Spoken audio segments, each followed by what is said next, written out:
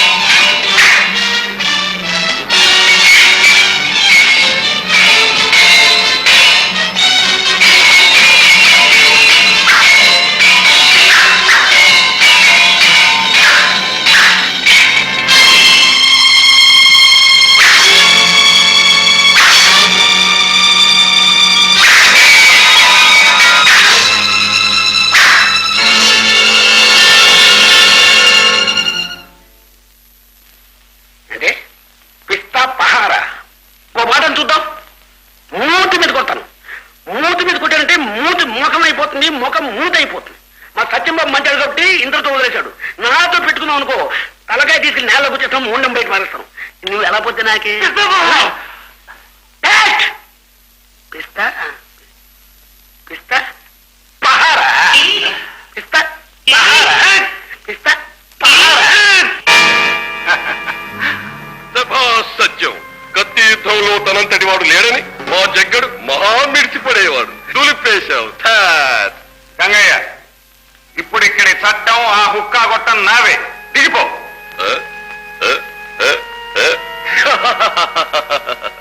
సాహసి సబబే, కానీ ఇన్నేళ్లుగా ఇక్కడ పెద్దరికం చెల ఫిరాయిస్తూ వస్తున్నాను. సులువుగా వదులుకోను లేను. రా, ఓ చెయ్యి నాతోనూ కలుపు. గెలుపు నీదే అయితే మాట నిలుపుకుంటాను రా బిడ్డ. వయసు మీరిన వాడి నీతోనా? ఏ జంకిపోయావా? చంకు కాదు, నువ్వంటే గౌరవం ఏర్పడింది. ఛాట్! భయపడిపోయి సాకు అడ్డు పెట్టుకుంటున్నావు, అవునా? సాకు కాదు. అయితే కలబడు రా.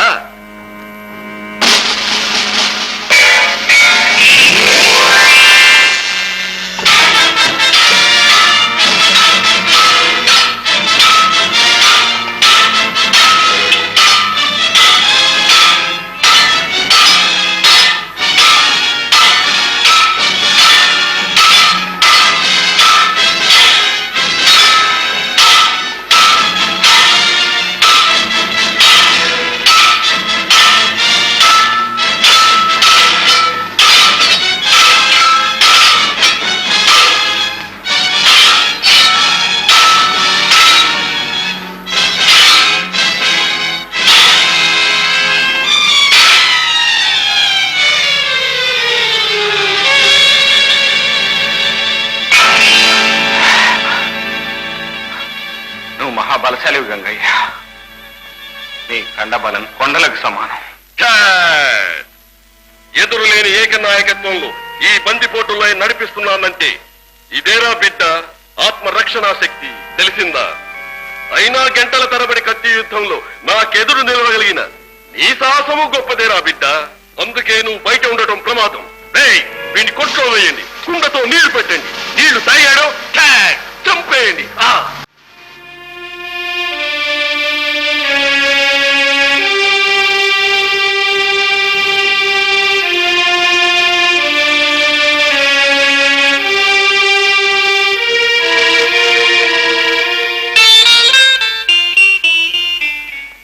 అప్పుడుగాడేంటా ఏకు